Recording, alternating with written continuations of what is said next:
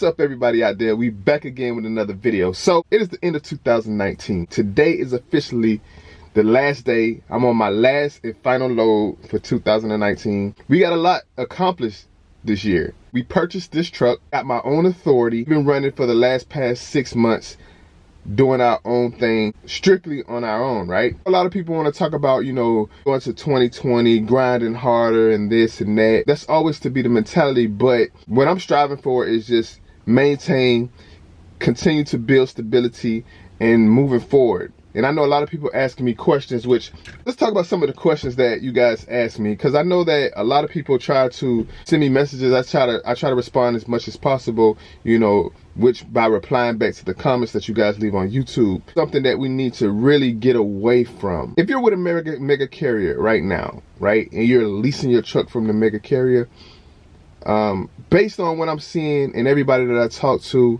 it is a horrible idea, depending on the deductions that particular company have. And the reason why I want to say that is because, like, when you become an owner operator or a lease operator for the mega carrier, right, which means that you work for them, they're going to put you in a truck and they're going to take the truck payments out of your check. They're going to take the fuel, they're going to take the fuel back out of your check, and they promise you that you're going to get the mileage or percentage or whatever it may be. So for example, I got a message. Someone asked me, would you do a company lease with a flat rate of $1.05 plus fuel surcharge for the load? And I would say no, because what is the deductions? They're going to take out insurance for the truck. They're going to take out, maybe they got an escrow for the truck and all this other stuff, fuel, maintenance, truck breakdown. It's all on you. And when we lease these trucks from the mega carriers, right, we're paying that truck payment. And then what ends up happening is we end up just giving that truck back after we're done with it. We move on to another company, or, it just became so overwhelming that you gave the truck back after the repairs for the truck has been taken out. You pay for that. The monthly payments for the truck has been taken out. You pay for that. And now they took the truck back, or you gave it back, and they're just going to lease it to somebody else.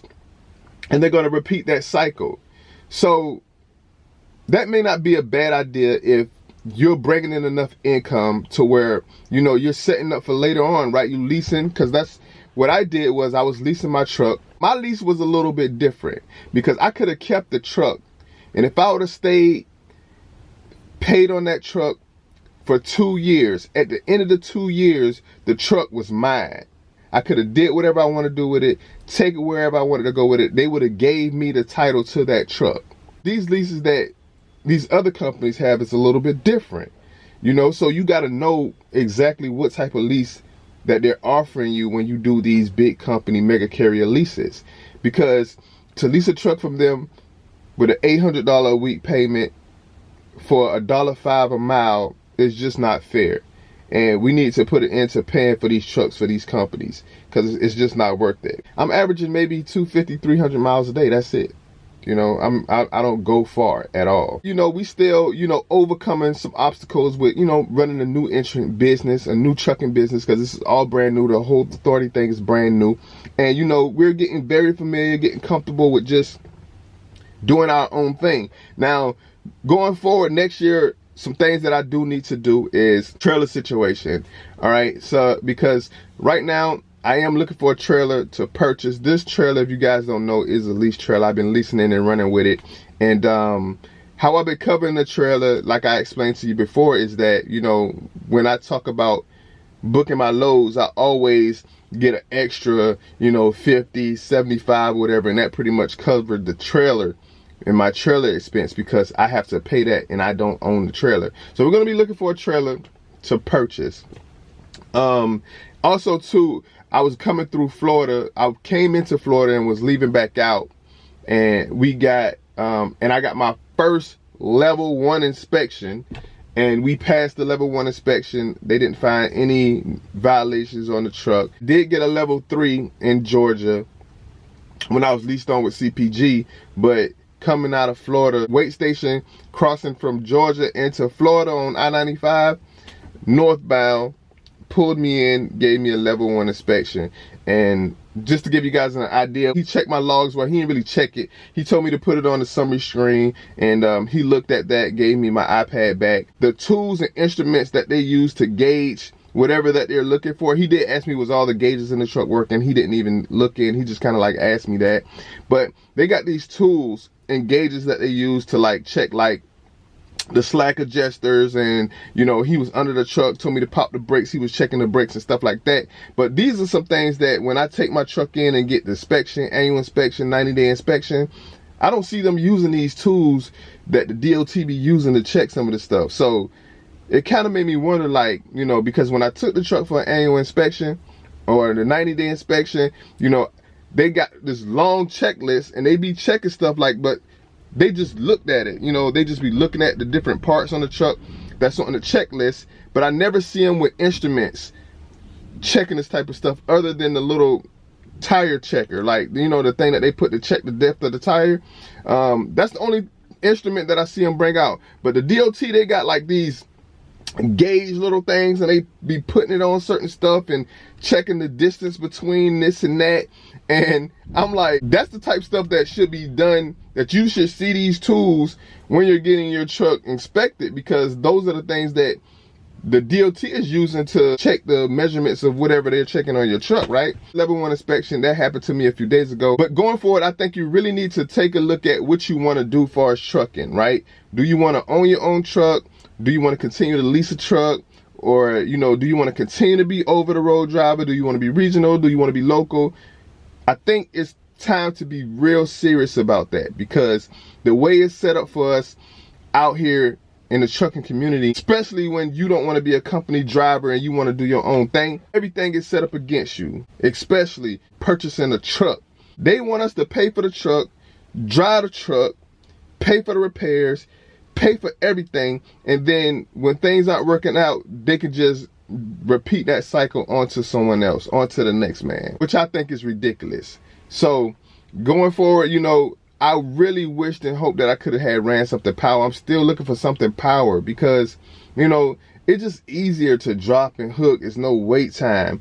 So that's why beginning of 2019, containers is what I was doing, which was cool. But for me being a new carrier, the insurance was so ridiculous. There's loopholes and ways around it. Probably, you know, partnering with somebody who have the right credentials to run in and out of the port. But as a brand new company, right, and me only having 2 years of driving experience at the time, the insurance was so ridiculous for me to do port containers and run in and out of the port, because you need some special type of insurance. I just went the alternate route, which was getting this trailer and doing live loads, live unloads. Going forward, we're going to be taking a look into how we can get into some of that type of stuff, you know, containers, just a little bit of mixture of stuff like containers, because it's a lot of dropping hooks in that.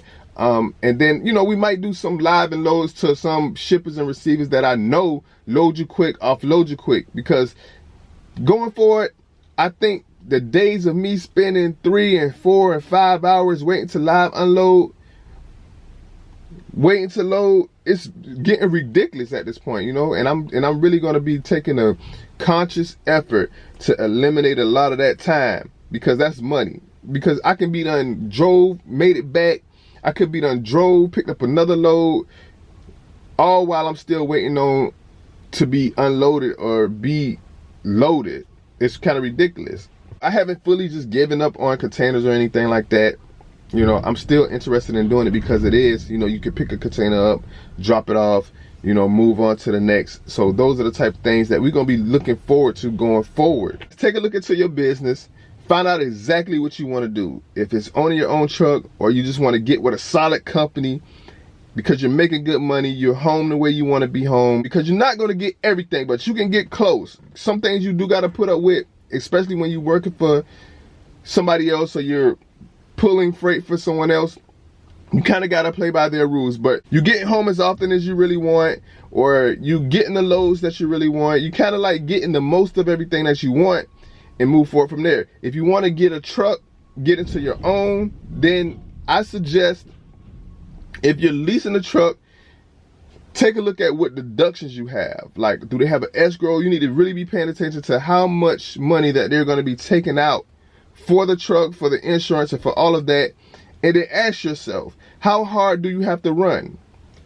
Can you take a break? Can you take off and not go into debt and all this other stuff, right? You need to take a look at that. If you're going to purchase a truck, now purchasing a truck, that is something that you're really going to have to be committed to, because it's not like the lease. Because the real pro about a lease is you can give it back and don't be financially obligated to that. But when you purchase a truck, it's yours. The bank gave the money for the truck. They don't want the truck back. They want the money. It's going to tear up your credit. It's going to ruin you if, you know, you don't really fully commit to that. That's why a lot of people stick with leases and go with the lease. I get it. I really do. But at the end of the day, you know, what's more important? What's going to work out best in your favor? Is it leasing or is it purchasing? Which way are you going to see the most money at the end of it when it's all said and done? Leasing or purchase? It's a lot of pros about leasing, but it's definitely a lot of cons. I think that when you purchase a truck, the pros kind of outweigh the cons a little bit, especially when you get to the point to where that truck is going to be paid for. You have paid for equipment. Because I run into a lot of people when I run mostly like the same routes. I run into a lot of people, these guys, they have paid for equipment. They don't have a care in the world because they know that they don't have no deductions.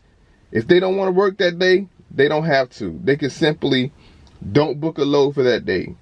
They don't have a truck payment. They don't have a trailer payment. All they have is insurance. And I'm pretty sure one load will cover that for the month, right? One load for the month, they can cover their insurance. They're good. They can work 2-3 days a week. They're good. Or they can work 5 days a week like me and be really good. Be setting up for retirement, saving, investing, and taking that money and putting it towards other things. Me personally, what I'm going to be trying to do, spreading everything out, getting into other sources and means of income that trucking is going to allow me to have the capital that I need to bring in more opportunity. So that's all I got, guys. I appreciate the love, support. Thank you guys as always for watching my videos, and we're gonna see you next year in the next one.